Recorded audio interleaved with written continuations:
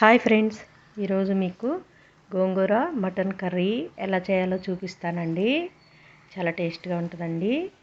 దీని ప్రాసెస్ ఏంటో చూపిస్తాను రండి. ముందుగా గోంగూర ఒక 2 కట్టలు తీసుకున్నానండి. ఇది శుభ్రంగా వాష్ చేసి పెట్టుకున్నాను. ఇప్పుడు ఒక గిన్నెలో ఈ గోంగూర మొత్తం యాడ్ చేసేసుకోండి.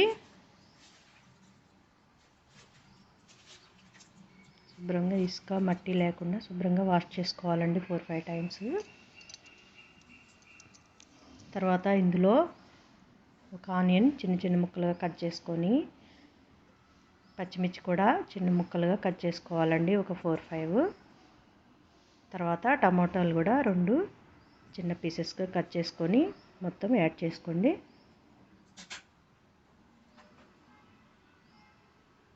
తర్వాత అల్లం వెల్లుల్లి పేస్ట్ 1 స్పూన్, పసుపు 1 స్పూన్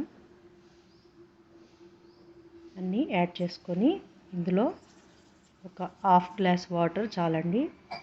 ఆల్రెడీ గోంగూరలో వాటర్ ఉంటుంది కదా. ఇది మొత్తం ఇప్పుడు స్టవ్ మీద పెట్టుకొని చక్కగా ఉడికించుకోండి. బాగా మూత పెట్టేసి ఉడకనివ్వండి. చూడండి, వాటర్ అంతా పైకి వచ్చింది, ఉడుకుతుంది. ఇప్పుడు ఈ టైంలో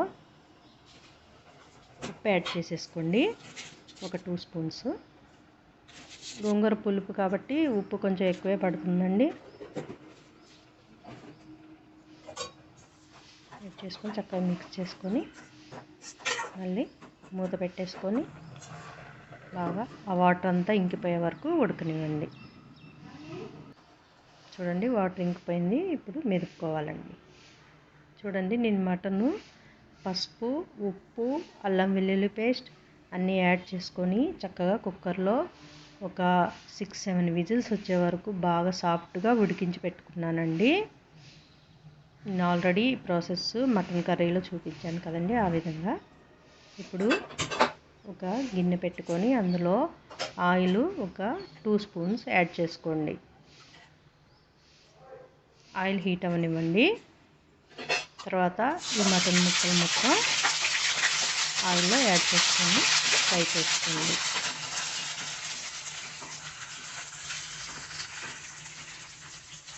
ఇప్పుడు ఇందులో 1 స్పూన్ అల్లం వెల్లుల్లి పేస్ట్ యాడ్ చేసుకోండి. ఆల్రెడీ మనం గోంగూరలో యాడ్ చేసాం, ప్లస్ ఉడకబెట్టినప్పుడు కూడా యాడ్ చేసాం అల్లం వెల్లుల్లి పేస్ట్, కాబట్టి కొద్దిగా సరిపోతుంది. దీన్ని బాగా ఫ్రై అవ్వనివ్వాలండి. తర్వాత చూడండి, కొద్దిగా ఫ్రై అయినాక కారం కూడా యాడ్ చేసుకోండి, ఒక 3 స్పూన్స్. మన గోంగూరలో ఉప్పు కారం అనేది చక్కగా సరిపోతేనే మంచి టేస్ట్ వస్తుందండి, కాబట్టి కొంచెం సరిపడా వేసుకోండి. చూడండి, చక్కగా ఫ్రై అయిపోయింది మటను. కొద్దిగా సేపు మూత పెట్టి ఫ్రై అవ్వనివ్వండి.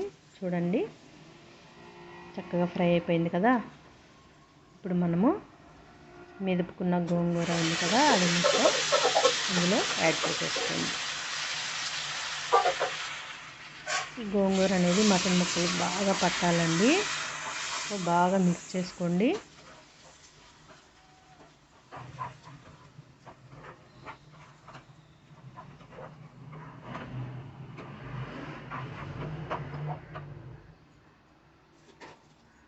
బాగా మిక్స్. ఇప్పుడు ఇందులో ధనియాల పొడి కూడా 1 స్పూన్ యాడ్ చేసుకొని మిక్స్ చేసుకోండి.